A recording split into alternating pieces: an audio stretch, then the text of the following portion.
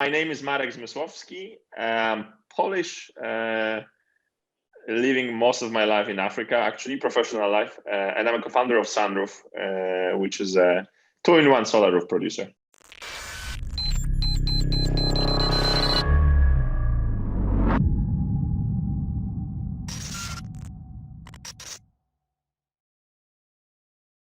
Hey, it's Kellen. And today on Diversified Game, man, the description box, you have to go click the links, especially for the book.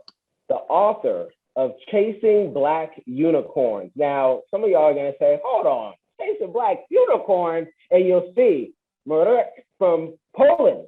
And you're like, what is he trying to be funny? He's chasing black unicorns. Maybe you've seen him talk about Africa. He's lived most of his life, professional life, he said, in Africa. He's going to give us the game on how he has started great companies.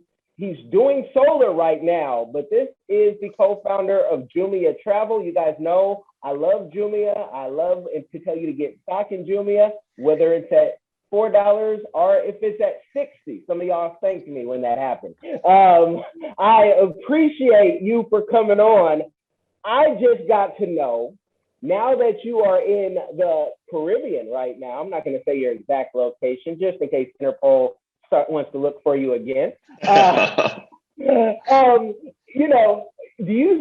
you see like a similarities between the continent and the Caribbean? And are you making like some research for the Caribbean right now? And we'll get into all your other stuff, but I just want to know, are you doing recon right now for the Caribbean? Because you are a serial entrepreneur. I just moved here, like we discussed earlier, for the lockdown time. I ended up in the Dominican Republic because my girlfriend is Dominican. So we figured, let's just spend some time here. And yeah, I have to say, if I am to generalize, when you look at infrastructure, economic growth, and so on one extreme of the spectrum, you have like this Western Europe, right? This like a so-called rich and old continent, so-called, I'm putting air quotes here.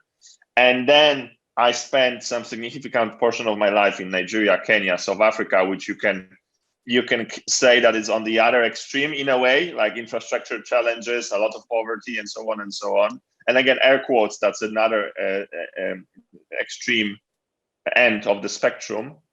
And then Caribbean, you can see it kind of being like in the middle, if I was to really generalize, because you still have big amount of challenges which you can find largely in many African countries, but also you see that they've developed slightly further. You see that infrastructure being built here and so on. So I see many similarities with Europe, and I also see many similarities with countries like Nigeria or in Kenya when I spent my life. So if I'm always looking for those things. I would never open my business here, to be honest. Like, I enjoy my life here. But when it comes to doing business in emerging economies, in cool economies, I think Africa is the only option for me, because it provides you not only with a certain level of fun and excitement, it also gives you the potential, right? Because you have big challenges in countries like Nigeria or in Kenya to launch something. But I mean, the reward is just absolutely extreme because of just the sheer size of the market, and potential of the market. The Caribbeans don't have that, right? It's just a cool place to live in, but it's a small region, right? And if you want to do something big, it's like go big or go home. And I like Nigeria. I love doing business in Nigeria or Kenya or South Africa, because the huge level of risk is matched with huge potential reward.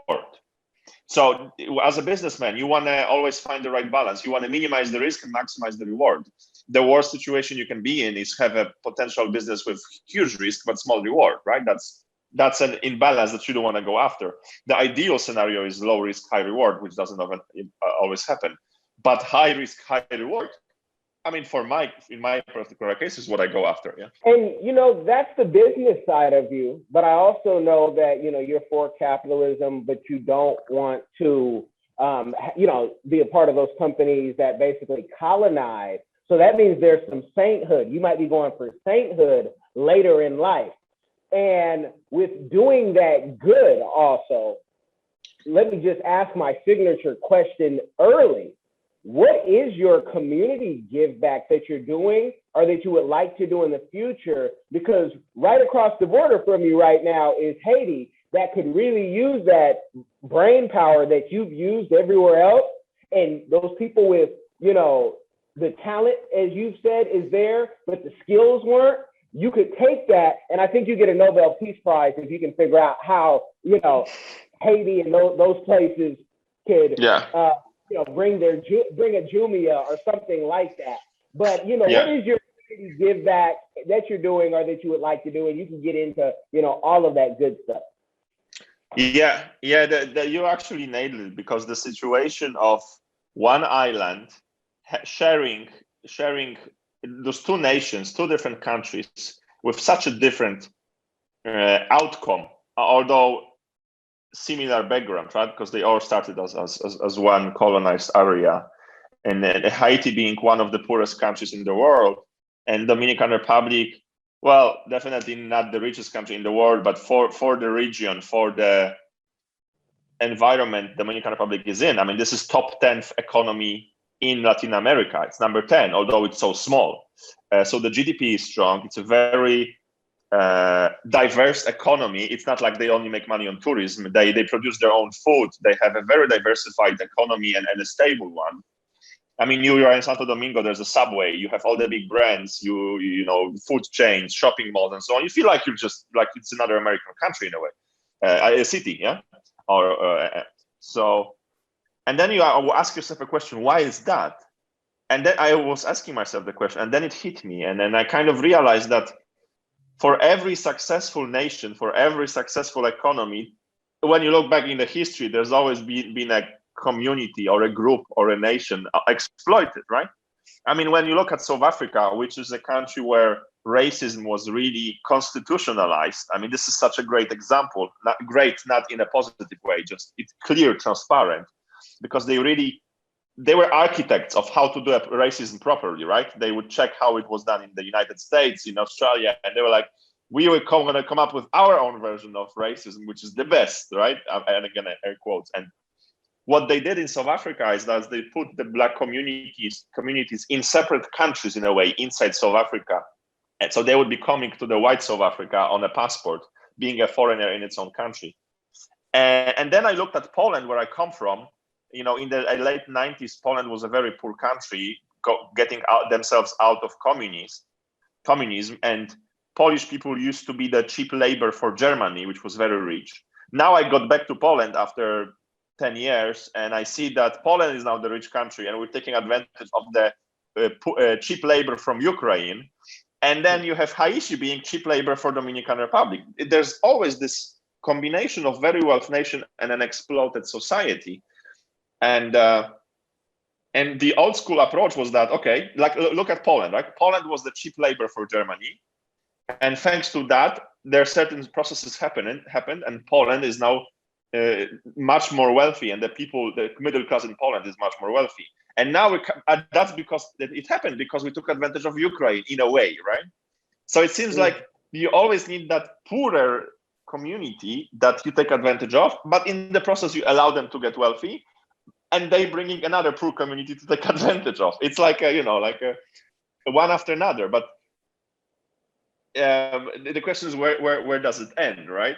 Because you're gonna run out of those poor communities in a way. Or does it end? Huh? Or does it end? Or does it end? Or does it? It's been like that. You know, you could almost say from the beginning of time. The poor will be with you always, says the scriptures. With one difference is that, I mean, let's talk about capitalism and let's zoom out, right? Obviously, when you zoom in, capitalism currently is bringing shit tons of problems, right? Starting from the total control of our lives by social media giants, censorship and so on, to the destruction of nature, really, by multinational corporations, which are so powerful, they are above the law, because if you are a multinational in 100 countries, you don't care at all about one government trying to make you pay taxes and so on. So We see those short-term problems of capitalism, which turned into this giant. But when you zoom out, for hundreds of thousands of years, tens of thousands of years of our civilization that we archived, that we know of, capitalism is very young, right? And you used to have a class models which kept the poor society poor, the rich stayed the rich. But what really changed everything historically is capitalism. When you look at the last couple decades, there's big problems with capitalism. But when you zoom out, actually capitalism is the first economical system that was able to take people out of poverty so fast. There's still huge problems, but when you zoom out, the capitalism did that. And then again, when you look at Western civilization, you can say that, okay, Western civilization is all about slavery and colonialism and so on. And that is absolutely true. We took, the whites from Europe took advantage from the Indians and the Africans. And you know the history better than me, and most likely because I'm not a history expert.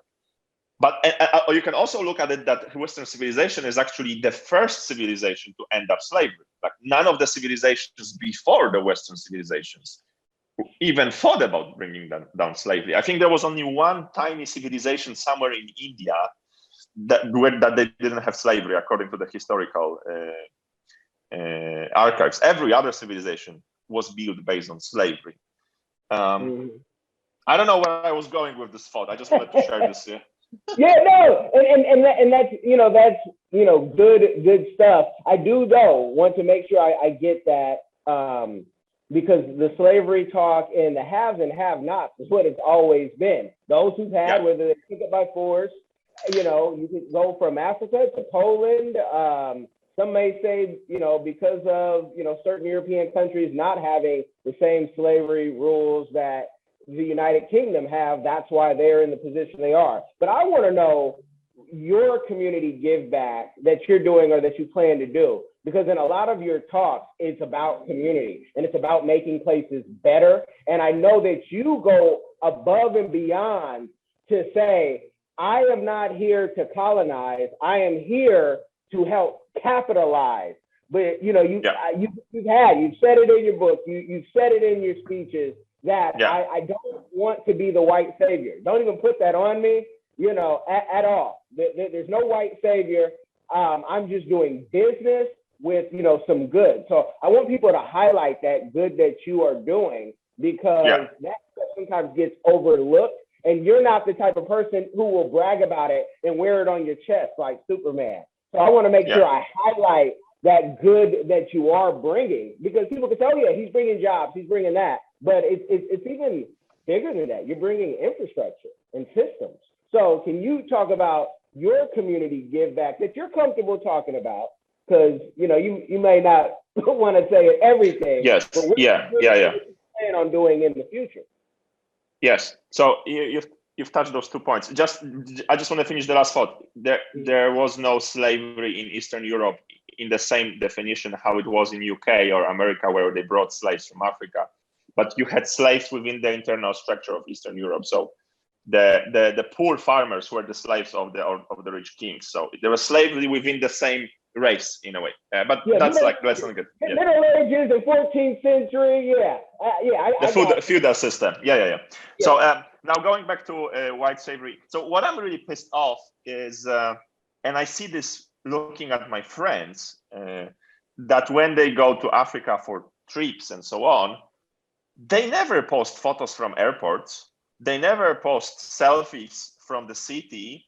The first selfie they post is like, oh, I just visited this village next to my all-inclusive resort, and I've given those kids toys that I brought, and my old phone that I brought from Europe.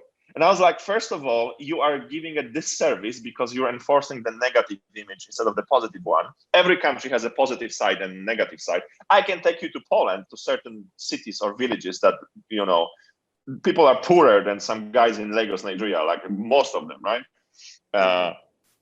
Or a village in Nigeria. So, and then, first of all, it's extremely stupid to bring physical stuff inside a new region, because it's called the mosquito net paradox, right? we would be sending to African village mosquito nets to protect the kids from dying from malaria. And in the process, every local mosquito net producer went bankrupt, because how could he compete with a free mosquito net being sent from Europe, right? You want to help, send money, and let the people decide what to do with it, right? Obviously, you don't want to send money to a thief and so on, but that's another problem. I get it. Now, talking about so that's the white survey, which always pissed me off. And I really believe in that healthy side of capitalism where it's grassroots, right? Like it's the capitalism that Adam Smith wrote about. By solving your own personal problems, you're creating some wealth and you're providing service to the community by selling them things. I mean, that's how civilization started. Like one person would grow crops, the other person would make clothes, and the other person would, I don't know, take care of your kids, right? So we could specialize, and this way the whole community grows. And that's really capitalism. The bad capitalism, the multinationals, that's not for me. But what I loved about Africa is that you see the real positive effect of the grassroots capitalism, I would say. And while you're focusing on that, while you're not, I don't know, working for Shell that just exploits another oil well and makes a deal with the local village king and so on, you just building a normal company, solving normal people problems. You don't need any CSR. You don't need any answer to what are you giving back to the community, because the question, what are you giving back to the community, should be asked to companies that by definition don't support any communities, right? I mean, if, let's just say, if you're producing alcohol or cigarettes, right? You want to be asked them a question like, by definition, your product is not too healthy, right? So maybe you want to minimize the risks of what you're doing and give something back. But if you are opening a travel agency that allows people to travel and book hotels, and you're hiring local people to run this business, this is a CSR in itself, right? I mean, when we opened the office in 2012, sorry, in Lagos, the kids, because they were actually kids, they were just, you know, young people straight after high school that we hired to the office. I mean, they told me that, you know, if it wasn't for this online company I got hired to, I most likely would be working in a laundry service or a mechanic shop and so on. So we were one of the first online companies that would hire local people. And that's how we did the know-how transfer, I believe. That, for me, that's a CSR, because you're bringing new business model to the community. They are now able to learn how a company like that works. And then when I look back to all my old employees, many of them have their own marketing agencies now. Someone launched a startup, got the money from a VC. Someone works in IT. That's for me CSR, just allowing people to be hired in new types of businesses that they were not able to have access to if it wasn't for the first companies to enter. And I believe that this is what you should focus on, and not like trying to, you know, collect the revenue you've made in a not so clear way, and now have to find, you need to find some cool thing that looks nice for the journalist and call it CSR and say how you're saving the world. I mean, I see that paradox sometimes, right? That Amazon is saying, like, we're doing all this stuff to save the planet. I'm not sure if this was the best example, but which one was it? But let's stick to the Amazon. Like, Amazon has launched some initiatives to save the planet. Oh, I know, they've launched like a $150 million investment fund for startups to save the planet. But at the same time, the way their logistics are designed, they still waste so much, materials or making packages, which could be done in a more sustainable way. Or there was an investigation lately, I think in Ireland or in one of the warehouse, that they would throw out 10,000 pieces of some electronic equipment every month because it was not sold, and there was no economical sense to send it back to the merchant, so they would just throw it out, right? Yeah. So I was like, first check your core business, make sure it's not hurting first, instead of maximizing your revenue on doing the bad things, but then take some profits out and do something which looks good for the journalists. The CSR initiatives are sexy and they're easier to launch because you don't have to change your core business. You just throw some money on whatever is currently, whatever the society is currently interested in, right? Like Nike, right? Like Nike marketing campaigns are extremely cool lately, right? They're all about diversity. They all about female empowerment and so on and so on. But then, what is harder to do? Launch a marketing campaign that improves your customer rating and gets you interest from younger parts of the society, and it's definitely easier to do than to look at the process of how and where Nike shoes are produced and which communities are being exploited. I'm talking about like Indonesia and so on. Mm-hmm. Yeah, so I was like, let's look deeper into the process of what the company does itself, because you might not need the CSR to cover whatever you're doing. Again, I gave you a rant. and I love it, because people they need to learn, and that's what this audience, and most of them are listeners from around the world. And in case anything has been lost in translation, when he says CSR, that is the corporate social responsibility. So you guys can Google it and go into deeper if you don't know. But I've seen it even with taking 30 people to Kenya on a trip and then going to an orphanage and people, gathering. We're going to get all the candy and everything. And I said, yo, these are kids without parents. They don't need candy. And you putting out candy like you might have saw online doesn't move the needle at all. Think if you guys put your money together. Or if you bring the women, pads are a big issue wherever you go in Africa, getting pads to women and that type of knowledge. And people are like, oh, we never even thought about it like that. But I've seen people like the Pope or somebody try to give candy out and not even bless it, people. Yeah. So I love that. So, you're looking at it deeper. Go on. I also want to add to this. If this was only a problem of this doesn't move the needle, then I wouldn't be upset, because I cannot judge you. You're doing something.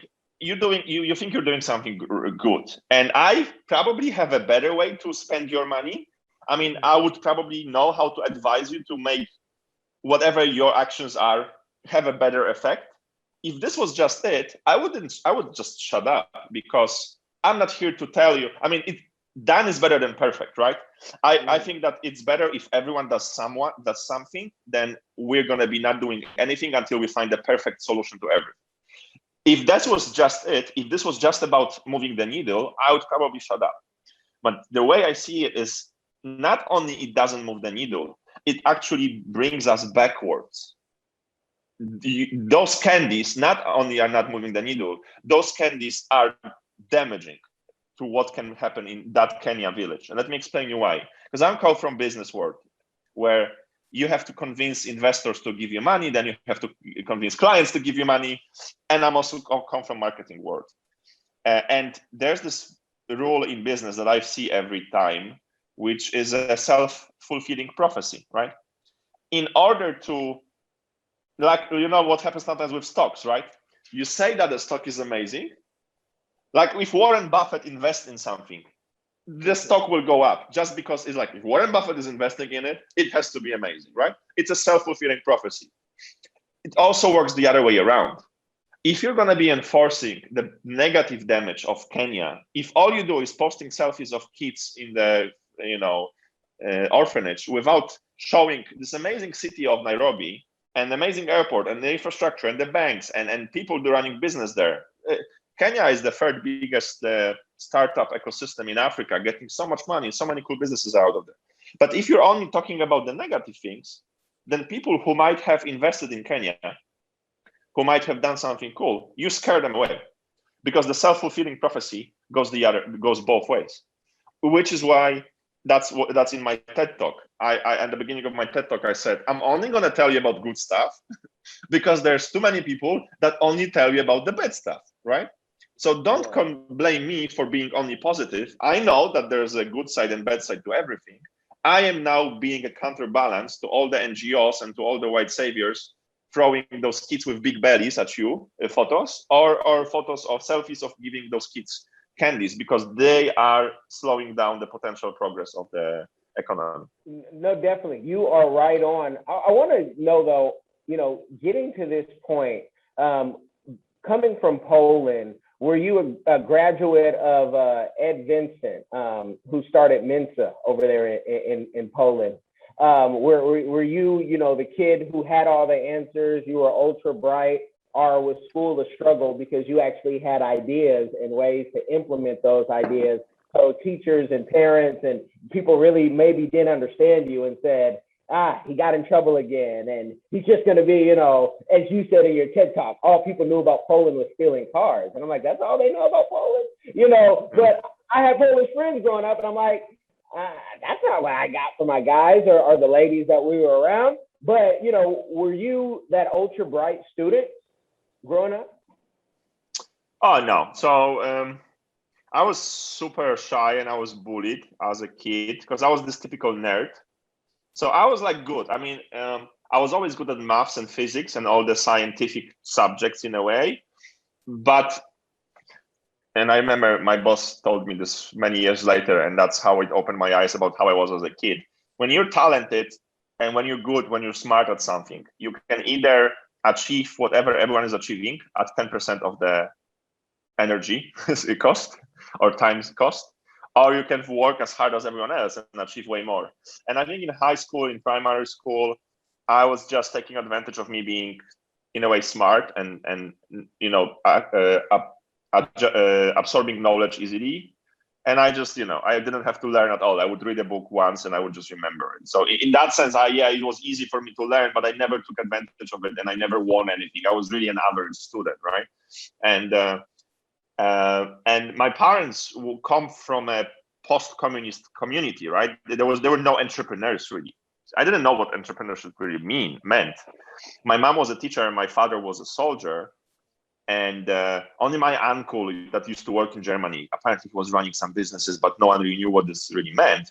I went into entrepreneurship because my parents were so strict about what to do with my life. Like, you're going to study here, you're going to marry that girl, we're going to help you build a house, we'll help you with everything. I was like, I need to run away. And that internal need of being free was so hard, was so strong in me that even till today, when I want to buy something online and, this website tells me you have to start an account and you have to come up with your password, and your password has to have 12 characters and 1 digit and 1 special character and 1 capital letter. I'm like, fuck you. I'm not going to tell me how my password is, right? So my initial reason to go to entrepreneurship is because I really couldn't stand the concept of having a boss. And I wanted to be free. And I thought that if I go into online, it will allow me to run my business from anywhere, because online is just a laptop, right? How wrong was I? That's not correct at all. But those were those things which really led me to entrepreneurship without really knowing what it meant, because I had no one in the family that would tell me. I like that. So, not wanting to have a boss, and I definitely relate with you on that. And I don't think I should have a boss, because at most of the jobs, they ask you to leave when you have ideas that, we can do that a better way. And that's okay. And so on this journey of 20 years that I've had, let me ask you, how have you tapped in to so many different companies? Because people will look at you and think like, oh, you had an idea, you started it, you started to hire people, and that like you had all the ideas. I know that's not the truth for most entrepreneurs. We lean on a team of people that make us look like Batman and Superman with the Wakanda spirit. So how did that work for you with, you get one company off the ground? How did you then, find your way into Jumia with bringing Jumia Travel and co-founding that? Yeah, that was, in hindsight, everything looks as if it made sense, but that was one coincidence after another. My first business in Poland was in the finance sector. I was working in this startup that was selling financial products, and that was early 2000. And Poland's economy was going up like crazy. They were selling investment products in a very aggressive way, a little bit like Boiler Room or even Wolf of Wall Street, like a big motivation, make a lot of money, spend a lot of money, so you need to make a lot of money again. And I got burned out pretty fast. and also Lehman Brothers crash came. So I was like, there's no money in this business anymore. So I gotta search for another job.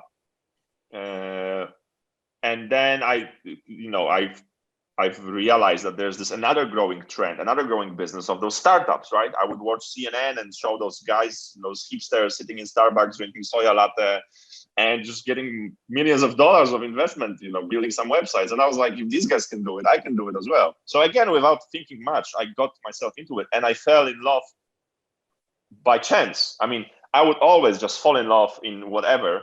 Sorry, I would enter a company or a sector or a business or a project without thinking much. And if I don't love it in a way, I would quit very often. Unless you realize, okay, this is getting harder, but I also love it and I'm going to stick to it. So the online space was one of the things I stuck to it. And I had some smaller or bigger successes. One company I was able to sell, but it was small money, like less than $1 million. I mean, small. It was huge back then, right? I also, some of them went bankrupt. I had some lessons. And then at some point in my life, I was like, yeah, I think I want to get out of Poland. I mean, the whole point of me getting into online business was to make some money and be able to travel and work. I don't have that much money yet, so maybe I'll work for someone that allows me to have a business adventure and travel adventure at once. And in Europe, there's this big investment fund called Rocket Internet that focuses on building e-commerce businesses. Let's just say that China has its Alibaba, US has its Amazon, and Europe has its Rocket Internet. And everyone wants to work for them, at least for a year or two, because everyone says if you work for them for a year or two, you'll get so much knowledge. All the investors want to work with you. It's like a best MBA you can have for an online entrepreneur. And I remember just sending them a CV and a motivational letter saying, listen, I dropped out of university to build startups. I've built some significant experience in Eastern Europe. I want to work for you guys because I want to travel. I don't want to be in New Poland anymore. Do you have any position for someone like me? And they said, well, funny that you're saying, we're actually setting up a team to expand our business into Africa. We've raised some money. And they didn't say it this way, but what I know they meant back then is that no one from Germany, your friends, wants to go there. So we want to hire some crazy guys. We're going to pay them nothing. But if they are in for an adventure, if they deliver results, we'll give them the shares in that business. So it's like they were looking for co-founders in a way. They gave me the money. They wanted my time and my commitment. And if we build something together, I will earn my shares. So that's how I really got myself into Jumia Travel, which was the travel vertical of the whole Jumia business, and was essentially employee number one of the travel business. Was sent to Nigeria, and the rest is history. Because after 4 years, Jumia ended up 7 years. Jumia landed on New York Stock Exchange. And Jumia has had, again, I've mentioned it before, as far as stock, it's ups and downs. But for me, to see it in Kenya and to, see and talk, and I've interviewed one of the women who brought it to Cameroon, and to hear, everyone's take that, Jumia is great, but Jumia needs to use more local wisdom, knowledge from the locals and say, okay, that makes sense. If not, Amazon's going to come in and then buy Jumia up. What are your thoughts on the future of Jumia and Jumia Travel, of course, being in there, of what's going to happen next? Because there's certain things Jumia can do in Africa that you can't do yet in the States. And, so how do you see the future? Is it going to be something where Jumia blows up or gets bought out because Jeff Bezos, when he comes down from his rocket ship, he's going to say, hey, I want this because I want to have a monopoly on everything? What are your Yeah, I think the future of Jumia is really challenging. So a couple of thoughts here. The last challenge, but the future of Jumia challenge and the challenges I'm going to tell you about have nothing to do with the last stock volatility, right? Which I also want to touch on. I mean, I have a dog in this fight. I have some shares, obviously. So first of all, now let's talk in the past, right? The Jumia stock was just going absolutely crazy. And I even wrote an article about it at some point because I was like, there's just not enough understanding of what's happening. And the article is called, I think, Jumia, the African punching bag, right? So, well, first of all, there was a little to non-understanding of a large number of American investors about how hard it is to launch an e-commerce in Africa, right? In the US, it's relatively simple. Like, you already have existing warehouse structures. You already have existing courier companies. You can do just-in-time delivery of our products. Even when Amazon launched, they even didn't do the logistics. They had the producers, the books companies, the book producers, distributors, send the books directly to the client. When Zappos launched, they even didn't touch the shoes. The distributor would send to the client for Zappos. They would only focus on building the demand on the website. Where in Africa, Jumia had to build its own courier company. We had to build our own warehouses, and we had to import our own goods from China, because no one else was doing this. There was no ecosystem of companies we could outsource certain services to launch the e-commerce. So we really had to build the offline first in order to do the e-commerce. And people from the States, without having deeper access to insights in the African region, were thinking that the performance of Jumia has something to do with how shitty company that is, and without understanding that this is just the business model is similar. Everything else is done in a different way. And also there was a huge shorts campaign. At some point, Jumia had more shorts than Tesla in terms of percentage. So really everyone was playing on Jumia's stocks going down. Obviously, they were then pushing some negative information about it. There was this big short company they called like Lemon or Lime, I don't remember. They are even banned from Shanghai or Singapore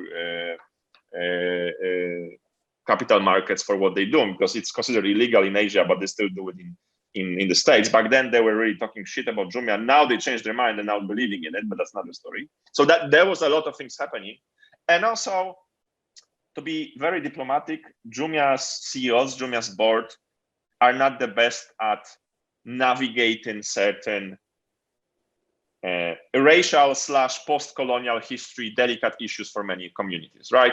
Having only white European management board, with Jumia being mainly white capital, European capital funded company in the beginning, but then going into New York and saying we're the first African unicorn might have pissed off some people, right? You should have been much more delicate and diverse in your communication, saying, yes, we are a European company founded by Europeans, but look at all the cool things we're doing in the region, and so on and so on. So that was it. Now, you're asking about the future challenges of Jumia. I'm going to use the example of Dominican Republic. I arrived here, and I was like, okay, let me set up my life. Obviously, find me the biggest local e-commerce player, because I want to buy my grocery, I want to deliver my food and everything from here, and buy my laptop online, whatever.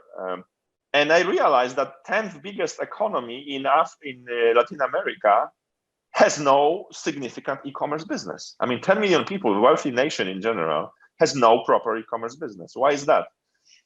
Because Amazon is so optimized that I have Amazon Prime, and plus a local company that just sends stuff from Miami to me. I have Amazon Prime for additional of $100, $50 per month, just to get that additional last delivery from Miami to here. That the closeness of Amazon is so powerful that there's no way to build any advantage over what Amazon is already providing. And I believe the problem is getting more and more visible with China and Alibaba. Because of how bad the infrastructure is inside the country, how hard it is to send stuff from Kenya to Nigeria or Nigeria to Ghana. Sometimes it's even better to send something from China to Nigeria than from Ghana to Nigeria. That the distance from Alibaba to Nigerian client has become so little that when you're opening a local Nigerian e-commerce, Alibaba becomes your local competitor, although they are based out of China. Because there's already so many companies and so many international shipping problems being solved by Alibaba or other companies that they essentially became your local competitor. And unfortunately, the African Union that tries to make the intra-African trade between the countries easier and faster and more safe is not solving these problems as fast. I mean, when you want to send stuff from Nigeria to Cameroon or Nigeria to Tanzania, whatever, by land, there's just too much risk with bribes and theft and everything that is just not viable financially for most of the products. So there's a high chance that when Amazon enters or China, Alibaba enters, all they care about is to acquire a certain company that does the last mile delivery, so to deliver to your house. But they won't need that infrastructure that Jumia built. They won't need that brand that Jumia built and everything, because the market is really shrinking. The world in that sense is becoming a global village, especially when you look at those huge giants of Amazon and Alibaba solving the logistics challenges. So, and I could see that in a micro scale in Dominican Republic. That's such a big and healthy economy, ideal for e-commerce, right? People are living very close to each other in big cities. It would be so ideal to make a nice e-commerce here, but there is none because Amazon is just so close. So this is why Jumia, has expanded. They're not doing only e-commerce. They also launched their financial product, their payment gateway, the mobile wallet, because really fintech is the way is the sector to grow. And I think Jumia board is seeing those challenges. So pure e-commerce business, to be purely African, it will be harder and harder to make that African purely e-commerce business because of how closer the big giants come. And they might not need to buy you in order to be in Africa. That's what I'm saying. You got to watch out for this. But there are other sectors which Jumia is going into that might make it a very successful company and very powerful company that might not be only an e-commerce in 10 years from now. And in your article, you mentioned, and maybe this was Amazon or towards Alibaba, I don't know, but a lot of children's products. I said that terribly because my German is worse than my French, y'all. But, they were getting the pleasure from your guy, the misfortunate stories that people were trying to put out in Jumia. Do you think Amazon or Alibaba, maybe even teamed up and said, we're going to try to put a campaign to end this so we can, capitalize on the market? I don't think so. The difference in size between Amazon and Alibaba is just too big. I believe that one of the reasons why Alibaba or Amazon, there must have been some talks, I think. It's just Jumia is just way too small and the market is way too early for giants like Amazon or Alibaba to think seriously about this region yet. You know what they're doing? Like Amazon is really doubling down on India, right? And people would say that India can be compared to Nigeria in a way. But now in India, when it comes to the growth of e-commerce, is like light years ahead. Not only it's a 5 times bigger market in terms of population, it's only a 50 or 40 times bigger market when it comes to purchasing power. Yeah, Nigeria, for example, has 200 million people more or less, but only 2 million people, only 1% of the population makes more than $1,000 per month, right? I think, obviously this is just my guess, that Africa, when you're talking about the topics which the board of Amazon and the board of Alibaba is discussing on their board strategic meetings, I think Africa is not a common topic yet. I think they're talking about India, they're talking about drones, they're talking about Latin America for sure, absolutely for sure. I think it's very, very early for those giants to do any significant moves in the African e-commerce space yet, simply because it's just too small and it hasn't been growing as dynamically as everyone predicted 10 years ago. Okay, I'm a conspiracy theorist.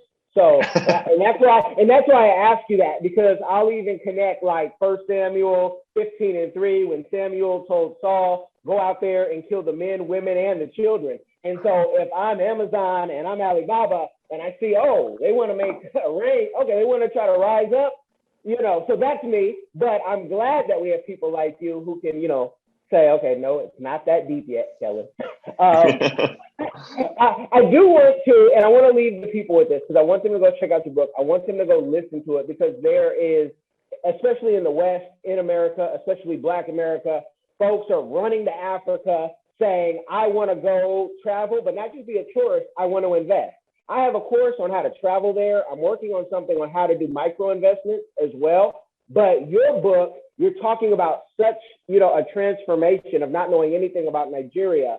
Can you give the people just a synopsis of the book of if this is their first time or if they've been to Africa 10, 12, 20 times and they want to invest, why they need to go check out this book? Yeah, I have to promote my book now. I'm not the best at it. So the book really is a journey. I always wanted to write a business book. I expected it's going to be at the end of my life and it's going to be super boring. But then I moved to Africa and I realized that there are not too many business books written by people that run business there. You have a lot of theory written about Africa and so on and so on. And I was like, maybe I'm onto something. Maybe I can write a business book about my own experiences that I had in Nigeria, in Kenya, in South Africa. But it was still supposed to be a boring business book. Maybe for a business book, it was a really interesting one, but it's a boring book. But then I got myself into some extreme adventures in Africa, as one does, because on one side, I was part of this amazing adventure called Jumia, which turned out to be, large success in a big company, and I was there at the very beginning. But also, I got myself into some extreme trouble on the other end of this spectrum, where one of my business partners decided to get rid of me. And as you sometimes do in emerging economies, you just pay the police to take care of you. And I almost landed in jail, and I was on Interpol most wanted list, and it took me 2 years to fight for my freedom of movement and so on and so on. And that was and I had to go to meetings with my business partners with microphones under my shirt, just like you would do in Hollywood movies, to collect evidence that I was the victim, not the perpetrator, and so on and so on. So that was a nice, for a reader, that's the entertaining part, yeah? So I remember someone told me, like, you should do half biography, half business, because whatever happened to you in Nigeria or Kenya, South Africa is interesting, just the story itself. But if you're gonna throw some learnings that you had on the way, you have a nice combination of a business book, which is interesting because of the biographical aspects. And I was like, screw it, let's do it. I got convinced. And the book is also a journey of this young Polish guy that knows nothing about Nigeria, because when they offered me to go to Nigeria, all I knew is that there's Boko Haram and there's this Nigerian prince that wants to send me some money if I give him my credit card details. And I remember there was this beautiful woman that won Miss World a couple years earlier. So I was like, oh, wow, I got to check out if there are more girls like her, right? So I was like, I have nothing to lose, let's go with. And from that ignorance, which came out of just zero knowledge, like the first remember, Poland is a very homogenic country. Like the first black person I've met in my life was the ambassador of Nigeria when I was 25, right? Yeah. To becoming a guy that has been living there for almost 10 years now and doing all his businesses here and obviously becoming my personal brand is tied to Africa, right? Because of my TED Talks and my book and everything. So in a way, I really invested myself into it. So I've done a huge leap of faith. And that book also shows that journey, how you can change, how you can turn from an ignorant into a lover and a part of community in a way, which my journey goes against the joke in Nigeria, which is a very bad joke, but funny in a way. It's a bad and funny as well. And the joke goes, what's the difference between a tourist and a racist, right? And the answer is, it's a week, right? So, I remembered when someone told me this, and then my book in a way is an antithesis to this, right? I hope. Wow.